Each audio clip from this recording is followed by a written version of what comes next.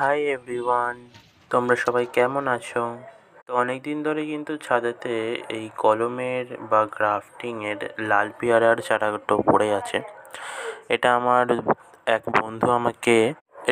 বন্ধু মুচিসা থেকে এনে দিয়েছিল। মুচিসা কিন্তু অনেক এরম ফলের গাছে অনেক কম দাম, তোমরা গেলে কিন্তু অনেক গাছই কিনতে পারবে।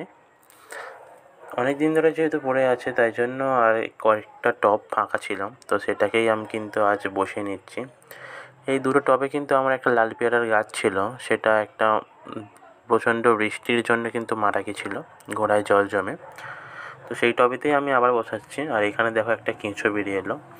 এই কেঁচোগুলোই কিন্তু আমাদের কচি কচি যে রুটগুলো বের হয় সেই রুটের কিন্তু খুব ক্ষতি করে, তাই কেঁচোটাকে আমি ফেলে দিলাম। আর তোমরাও চাইলে কিন্তু এরমভাবে কেঁচোটা ফেলে দিতে পারো। আর এই বর্ষাকালে তো প্রচণ্ড পরিমাণ টবে কেঁচো হয়। তো দেখতেই পাচ্ছ আমরা গাছটাকে বসিয়ে নিচ্ছি, এর জন্য কিন্তু শুকনো মাটিতে বসাইনি, আর জল দিয়ে দিচ্ছি।